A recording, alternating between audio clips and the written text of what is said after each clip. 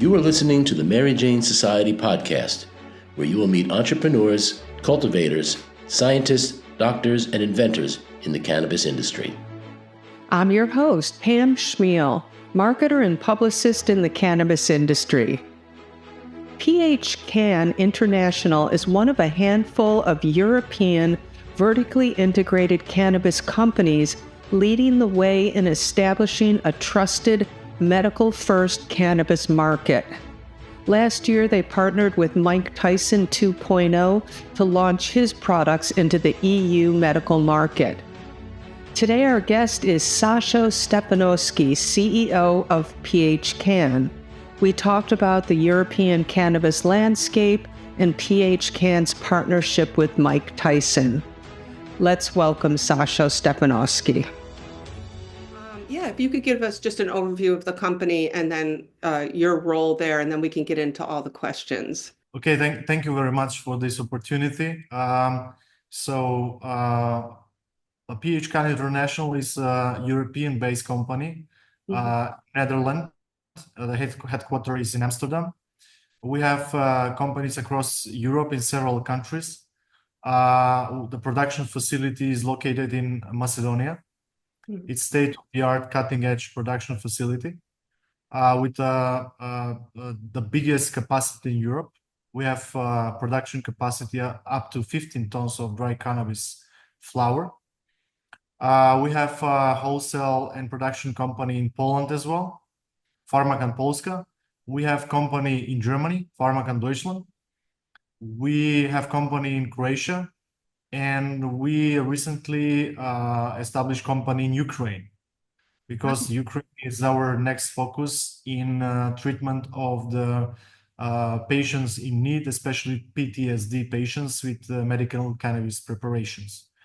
PHCANN International is very well positioned in the European continent, but not only on the European continent. We export our products in several continents, like in South America, Australia. Our dominant markets, of course, are in Europe. Let's say we are focused on Germany, United Kingdom, Poland, Czech Republic, and we are looking forward to any market which is emerging on the medical cannabis scene. As I said, our company is standardized in terms of pharmaceutical standards. We have EU GMP certificate for the production facility and all the companies in our system. That's why we are able to deliver cannabis products in Europe and worldwide. We are one of the first companies that have the Anvisa Brazilian certification for the pharmaceutical producer, and we are in the process of registering products on the Brazilian market.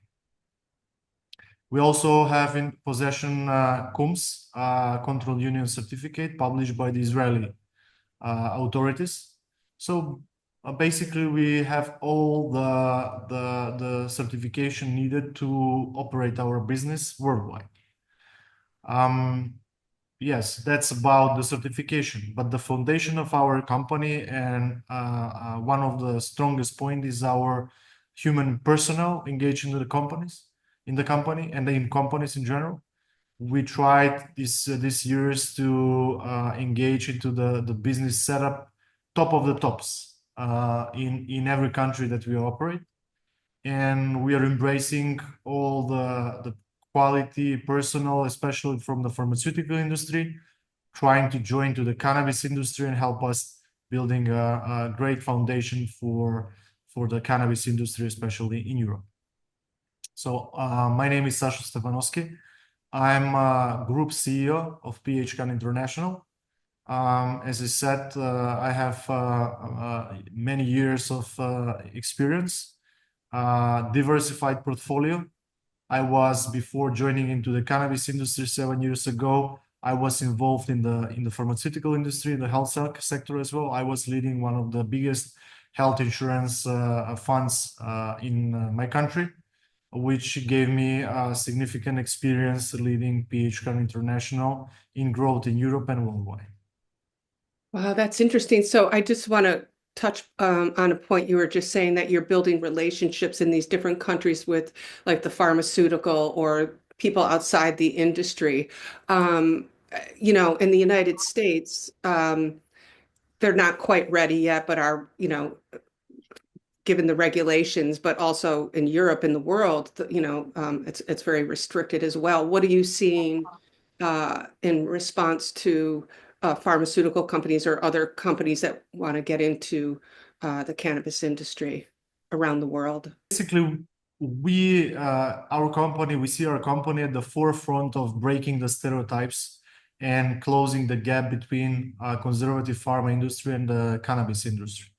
Basically, we are shaping cannabis industry to the prisms of pharmaceutical approaches and pharmaceutical standards. We try to deliver to the patients pharma-grade products.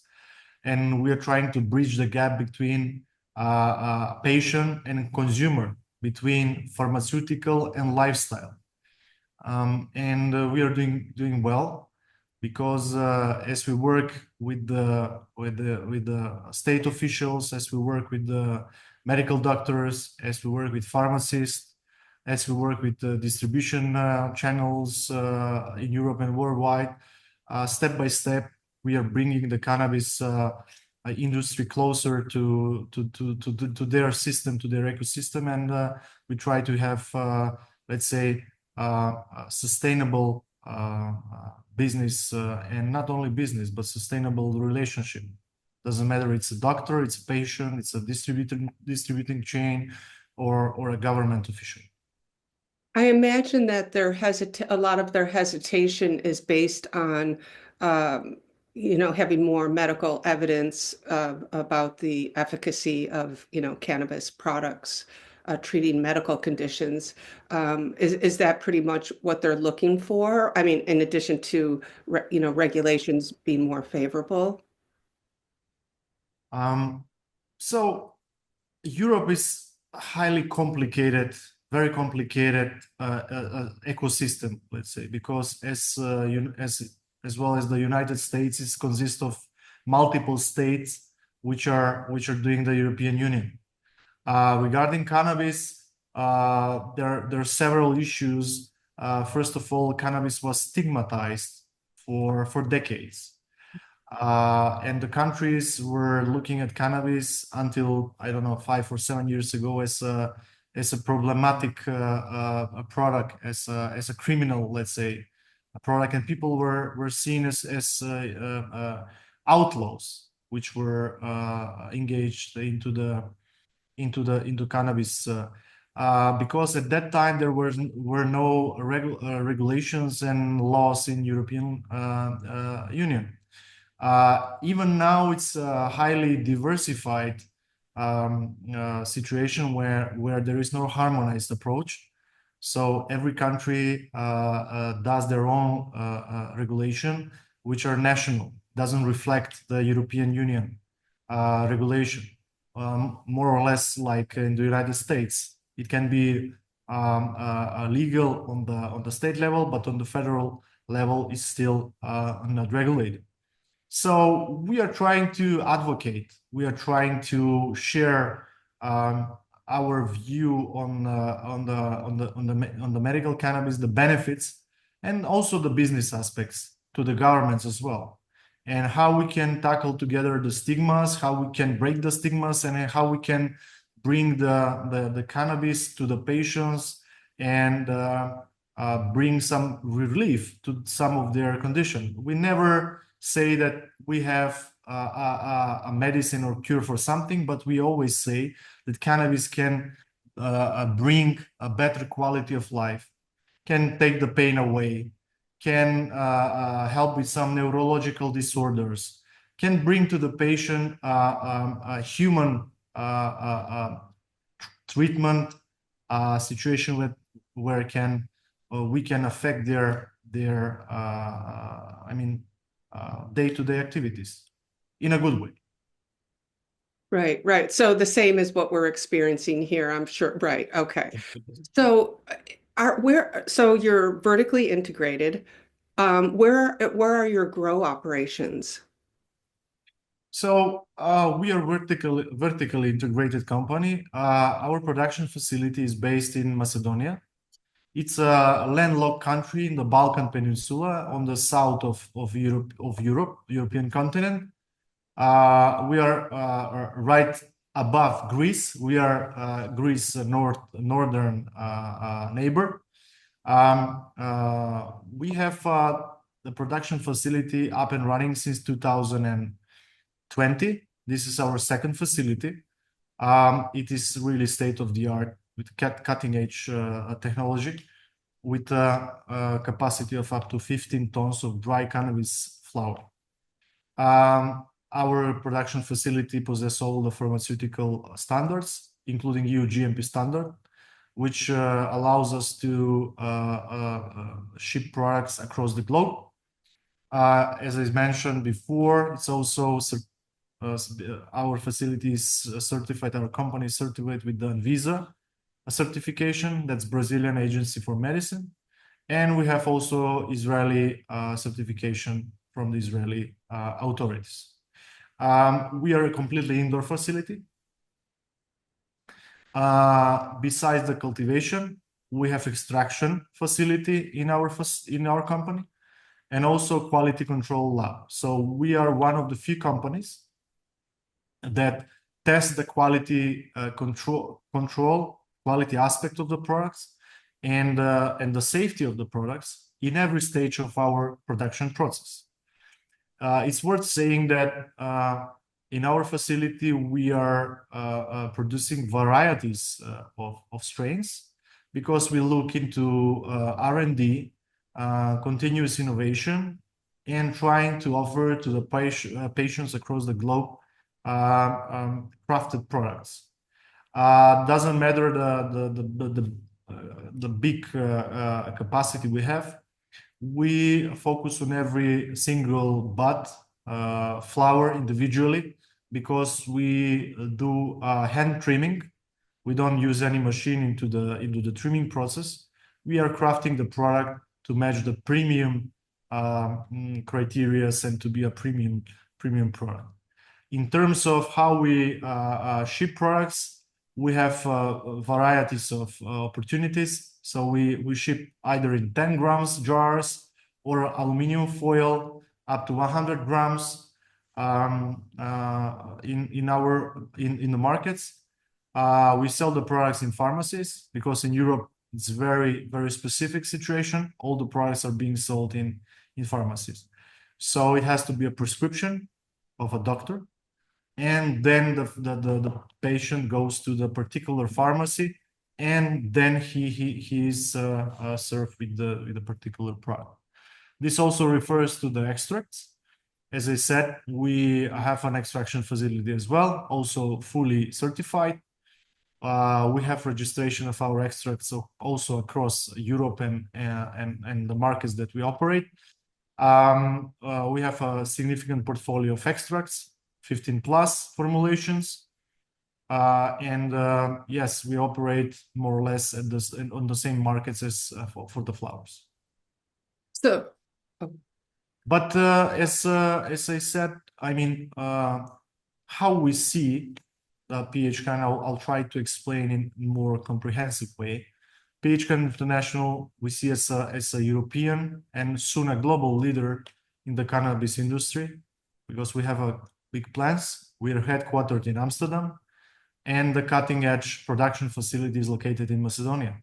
We have our wholesale and production facilities as well in Poland, in Germany, in Croatia, and now we acquired company in Ukraine.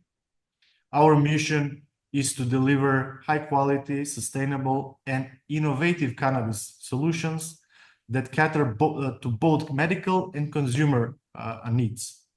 We intend to bridge the gap between medical advancements and evolving consumer preferences. And this is very important, because this is my motto, which I was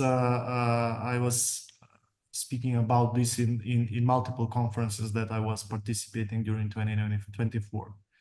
So we are trying to build a trusted brand across Europe, and not only Europe, but the markets that we try to approach. So at the core of our strategy is the cultivation of strong partnerships, pioneering entry into emerging markets, and the continuous development of innovative products, as I emphasized. Our focus is not just on navigating to the existing regulatory landscape, but also shaping the global cannabis narrative. This is very important for us, and we try to approach to any state official that we can across Europe and globally to advocate about the cannabis legislation and medical cannabis legislation. So we have a long-term vision to make cannabis more accessible, but its quality uncompromised, because we are trying to set, as PHCANN, we are trying to set benchmark for compliance, operational excellence, and industry leadership. That's why we're investing so much into the standardization and all the certification that we acquire as a pharmaceutical company. So, oh, okay. I just wanted to kind of also dig into, you were saying that you produce 15 plus different types of, I guess, extractions specific to different conditions. What are those basic conditions that you're targeting? So we extract the cannabis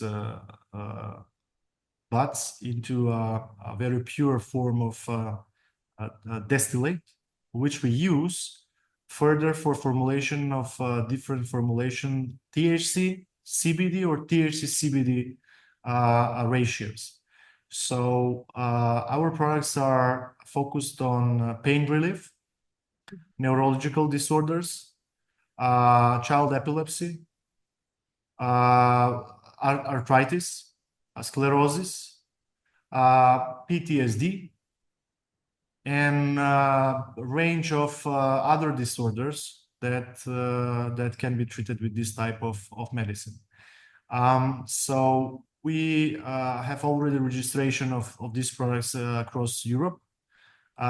We are known by the THC 5, THC 10%, THC 25, and CBD 25%. Also THC 25%, which is, I think that we are one of the, or only one producer at this moment that we are producing so strong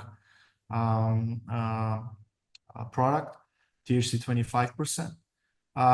And we are having very close collaboration with doctors across Europe in terms of education, because this is another pillar that we are investing a lot these recent years. We're trying to establish a close relationship with the medical doctors society across Europe, invite them to our facility, see the production process, discuss about how the process is going, for them to see, to witness the process with their own eyes, so they can testify in front of the patients that the product is produced in a safe, controlled environment.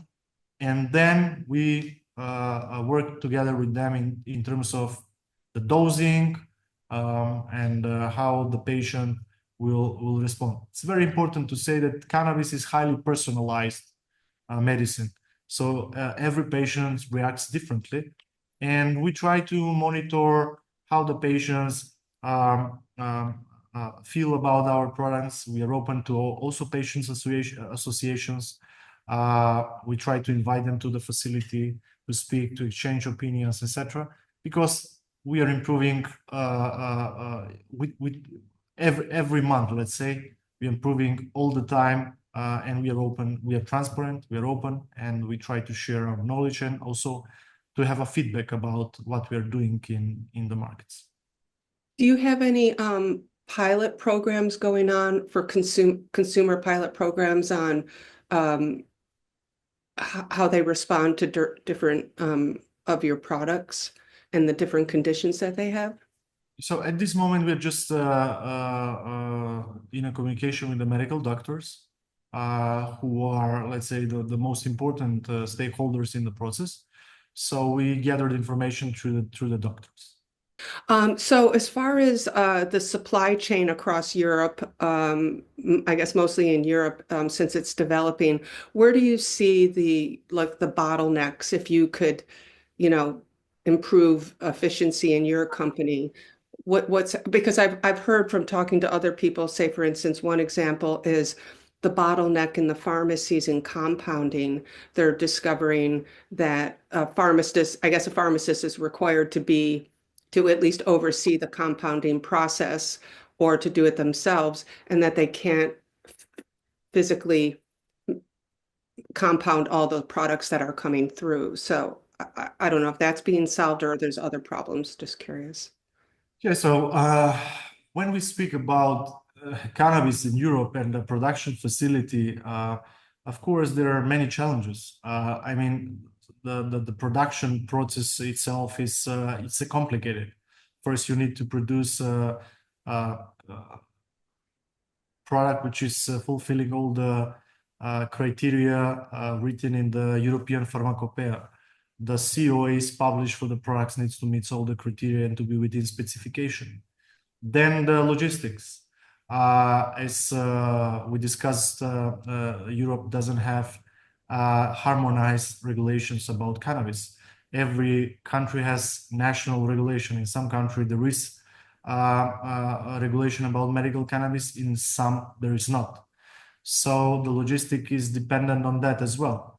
For the countries which have medical cannabis regulation, then the bottlenecks, as you said, as you emphasized, could be at the retail, let's say, aspect of the products in the pharmacies, and how the pharmacies is exposed to patients which have interest to take the product through their pharmacy. So is the time for preparing of the product by the pharmacies enough, or it's not enough? But that's why we try to have a smart approach. Our biggest market in Europe at this moment is Germany. A good thing in Germany is that since April 1st, Germany changed the model and have decreased, downgraded the cannabis from the opioid list to get to the regular list. And now people are more aware that they have cannabis available, but also help the pharmacies, because now the requirements for the pharmacies are lower than before. So more pharmacies now can handle products, which means the pressure from the patients to the pharmacies, let's say, is very well distributed across Germany. So at this moment, I would say the situation is stable. We don't see any big obstacle. For the let's say markets that we have, which are outside the European continent, like Australia and Brazil, there we rely on the routes of the commercial airlines for cargo shipments, for the products, and of course the companies that are doing transportation, because also transportation needs to be covered by certain certificate, in this case, good distribution practice certificate. And most of the companies, us as well, we are outsourcing the transportation. And then the transport is completely the responsibility for the pharmaceutical transport, which cannabis also is included, is on this type of certified companies, which try to deliver the products from A to Z into the pharmaceutical environment. Of course, their partners and our partners in this process are the commercial airlines, and we rely on the commercial airlines how we ship products, let's say, to Australian and South American continent. So I would say the bottlenecks are happening at this moment for the companies which are not operating in Europe. So I see a bigger problem on their side, because we are positioned in Europe and everything is within 2-hour flight from the production facilities in Macedonia. So we are, let's say, in a stable situation regarding that now. Right. Okay. And then do you sell your products online through an e-commerce? I know, well, it's different than in the United States. We are not allowed to sell e-commerce. We cannot ship our product. It has to physically be picked up in a dispensary retail operation. And I know that you sell, I guess, in Germany. Well, yes, I have to say that we comply with the regulations in every country. So as the regulations are not harmonized, also there are certain specific in the national regulation that allow us to position the business and the business setup according to that particular regulation. So where we have allowance to do this, our partners are doing it. So we are not doing directly. So our partners are handling products on our behalf because we are having this type of business setup. But we have to comply with all the regulations which are at this moment active. And we are very careful about this, very careful. Yes, yeah. And then I do know that there are a couple companies in Germany that are vertically integrated and also have the e-commerce operations and bringing in other people's products like yours, which is similar in the United States, where some big dispensaries also have their own products and bring in other products. Do you see any conflict of interest or problem with your company getting saturating, or I'm sorry, integrating into Germany with as I said before, with the changes of regulation since April 1st, 2024 in Germany, cannabis was removed from the list of opioids, and there were more options for companies operating in Germany, how they can handle the product, and actually how the patients, the consumers can be more aware of the cannabis. Because at this moment I want to share something which is very important in Europe. There was a survey done in Germany and UK in 2023. And the two surveys, which were independent, showed more or less the same results. Only 20% of the population of UK and Germany was aware that they have medical cannabis available for treatment of some of their conditions. Why? Because at that time, cannabis was treated as opioid in UK and Germany. So it was very limited how you can market the product. Actually, it was forbidden to do marketing on the opioids. So the general population was not having access to informative channels how to understand that they have these new products available. After declassification in Germany, this improved. So of course, business will find its way, of course, to comply with all regulation, how they can approach the patients, I would say, more openly, and to introduce the products to the general population. But at the end, they need to have the prescription. So it doesn't matter they have the information, they need to have the prescription in order to have their product, which can help some of their condition. In a nutshell, the changing of regulation in Germany helped a lot for the population, especially in Germany, to raise the awareness of having the medical cannabis available for their condition. Right, right. I guess that'll just take time. And then I've also seen that Germany's going rogue and opening all these dispensaries. I don't know if they're legal, but looks very similar to dispensaries in the United States, not pharmacy type. So anyway, the word will be getting out, I guess, as things are going. So I would here, because I mentioned percentage in UK and in Germany, I would say that if you see the European situation, you'll see that only if you count actually the number of people living in the countries where medical cannabis is available, you can calculate around 20% of the European population has access to medical cannabis. But if you calculate that only 20% of them really know that they have medical cannabis available, you'll see that out of 740 million people living in Europe, only 20 million, 30 million, I don't know, are aware that they have medical cannabis available. And this is supporting my thesis that the medical cannabis industry in general in Europe is at the very early beginnings, which gives us a huge opportunity for us as a company, as a cannabis community, to try to build the market. Yeah, right.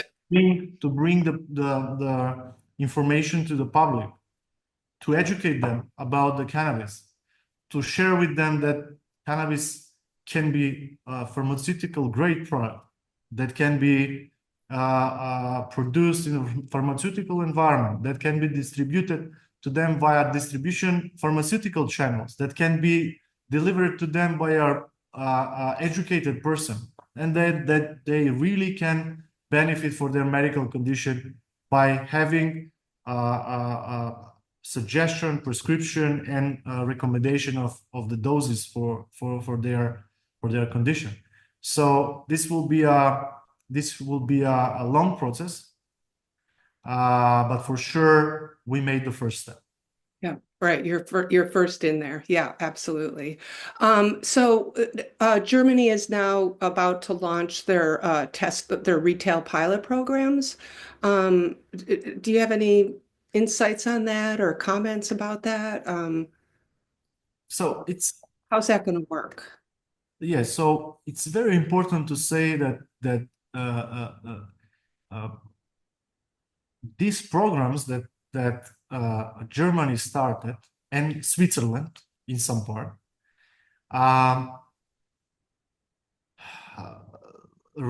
focuses on the regional trials with comprehensive data collection.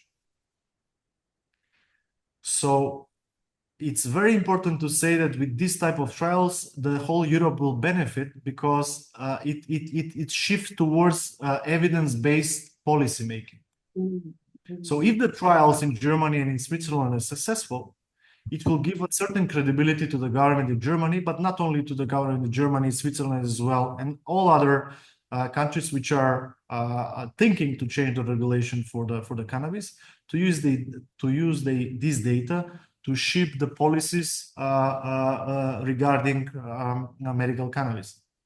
So this can serve as a blueprint for other countries considering medical cannabis regulation, legalization, and to emphasize the importance of regulatory rigor in shaping sustainable markets. It's very important for the companies, because, as I said, more and more people will get aware about the cannabis. Right. And more people will understand that it can help them in some condition. It seems like a great program, and I think the way Europe is going, around, introducing cannabis, I wish we were doing the same thing here. I mean, I always believe in synergy. That's why I use every opportunity to share my opinion and to speak as much as many people in the industry and outside of the industry, to share that this is not I mean that the industry actually, it's at the early beginning, and that's all of us, we need to get together to create a synergy, to create an alliance in order to have a breakthrough in this industry. Right, I agree. Yeah, and to that point, perfect. I wanted to talk about your partnership with Tyson, Mike Tyson. You launched his brand. So if we talk about like opportunities and mergers and consolidation, which I know you've been speaking about at different conferences. So I kind of wanted to go into that first, and then how you came to your partnership with Mike Tyson, which seems to be a very, recreational focused product away from the medical. But anyway, if you could just talk about the consolidation and what's happening there, the opportunities, and then the Mike Tyson partnership launch. Thank you. It's a very good question. We are especially proud that we are one of the first companies that introduced the American brand into the European market. And one of the cornerstones of our growth strategy is collaboration with Tyson 2.0. So this this partnership unites the iconic, globally recognized brand is of Mike Tyson, an iconic figure of Mike Tyson, which with our PHCANN expertise in cannabis cultivation, production, and distribution, of course. This collaboration marks a transformative moment for PHCANN, enabling us to bring Tyson 2.0 brand and Tyson 2.0 products to Europe, which is a market that demands stringent compliance and high-quality offerings. So leveraging our established supply chain that we discussed, adherence to EU GMP standards, and deep knowledge of the European regulatory environment, of the European mentality, we positioned Tyson 2.0 brand as a premium brand on the market. So this partnership exemplifies our commitment to innovation, brand building, and connecting with diverse consumer bases while expanding our footprint in a fast-evolving industry. And I want to comment on what you said about recreational.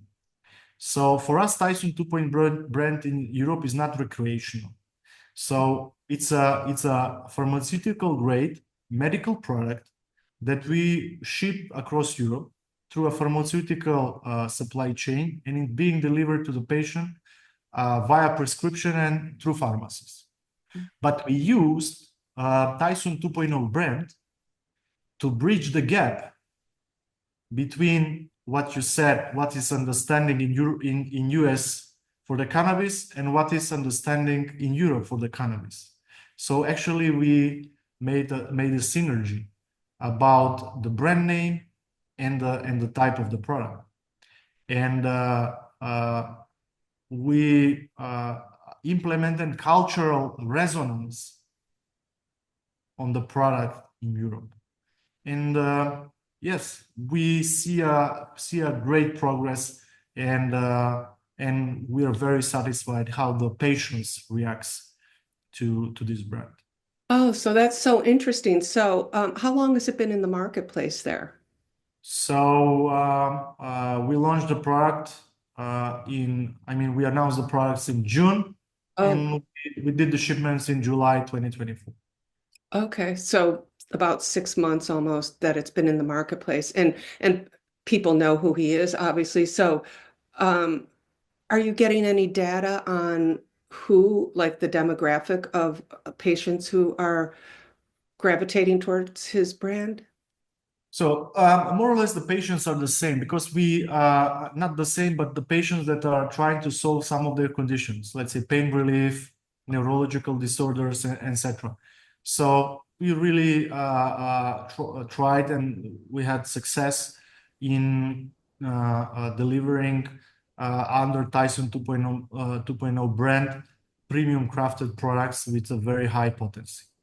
Mm-hmm. And yes, these are products which are also consumed by the patients in a consultations with their doctor. So doctors know best when he sees the patient, is he eligible or not for this product or that product. So yeah, we are at the early phase of launching this product. We have big plans for this year as well. So we'll launch several other brands as well.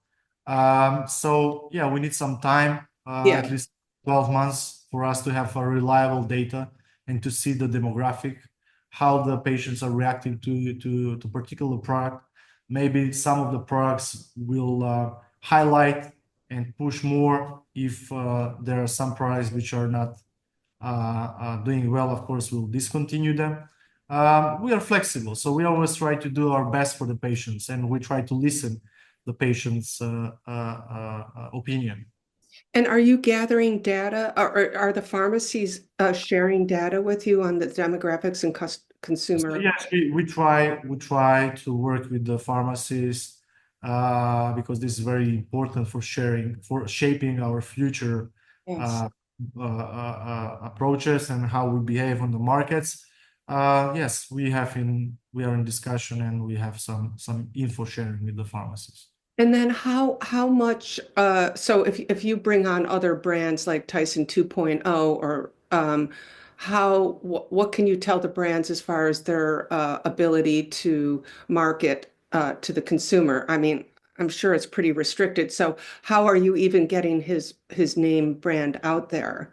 Is it just through a menu? Because I thought I read that the consumer can actually pick the flower that they want, like the doctor may prescribe blah blah blah, but they can actually pick the brand or the strain, I guess I should say, the strain that they prefer. So how does that work as far as if a brand comes to you? I mean, this is a general question again, which cannot be answered in one way because of the highly diversified regulations in Europe. But we are working closely with the regulators in every country, and we do what we can do regarding this type of approaches. At the end, the products is produced in Europe. The product are produced in Europe, and I would say that for every brand, the specific is the strain. Mhm. So that's most important for the patients, and patients rely and go towards what it's the best benefit for them. Doesn't matter at the end which is the brand or the name on the label. They lean towards what is beneficial for them. So then we go to the aspect of the strain specific, terpene profile, high or low THC, medium range THC, CBD THC, maybe balance strain, etc. So I would not allow myself to have a general answer to this question because it's highly diversified and highly and very different in every Yeah, I country. mean, a brand does know, especially dealing in the United States too, we're all restricted and that's part of the Yeah, problem, that yeah. everybody's having everywhere. So I was just curious.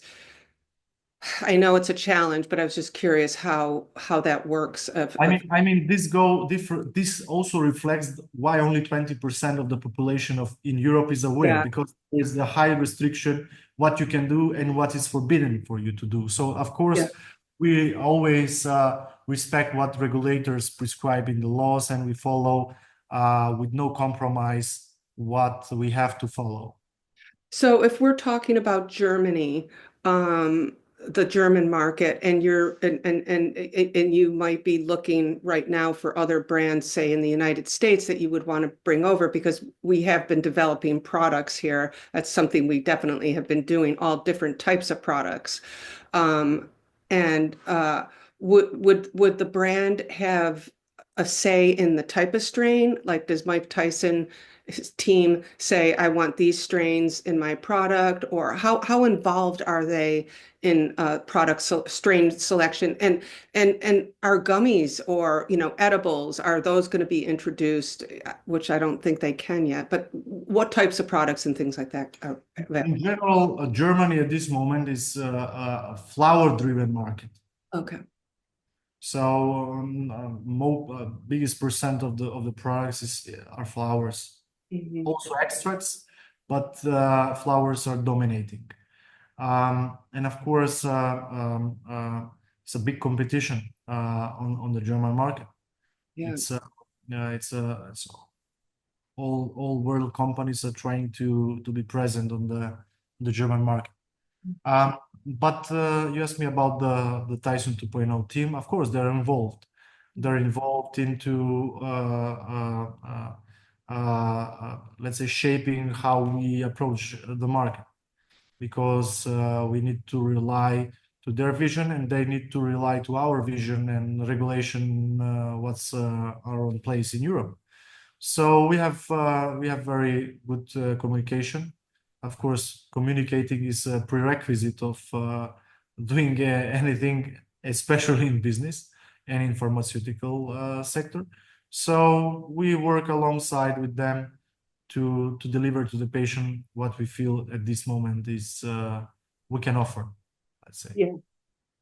And are you looking for, do you have any criteria right now on other brands that you're looking for? So Mike is a flower brand. I know it's leading in the German market, but is there like, are you turning his product into vape also?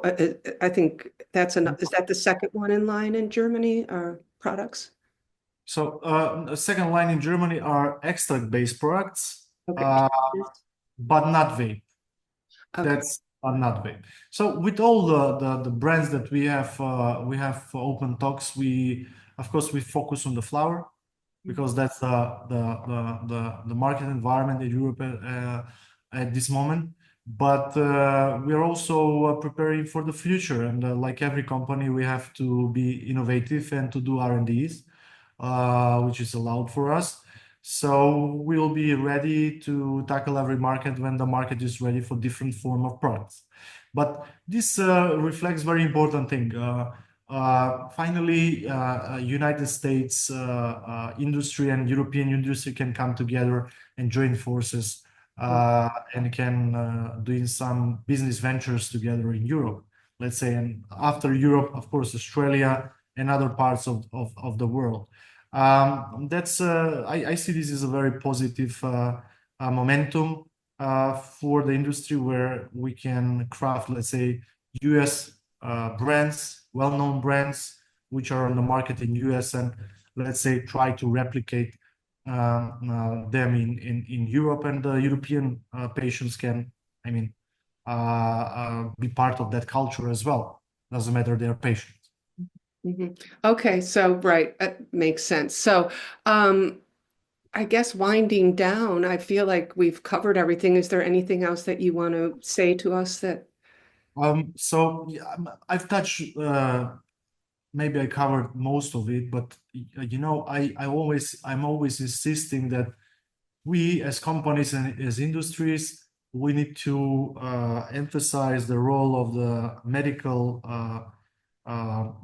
professionals, because without medical professionals, this industry doesn't have a future in terms of building credibility to governments, etc. So we insist of education, we insist of transparency, and we insist of collaboration. So that's our motto, and that's how we try to evolve and grow. I want to use your media, this podcast. Very grateful for the opportunity you give me to speak on this podcast, and let's get together and advocate together for this industry in Europe, and it's a significant potential for the American companies. Yes, we're waiting. They're all waiting here. They want to come over. There's where to find us. No, really. I mean, they're all busy here trying to, keep their heads afloat. As far as the profit margins are very small here, but certainly everybody wants to know what's going on over there and what the opportunities are, for sure. So, and once the Europeans and the Americans converge, it's going to be great.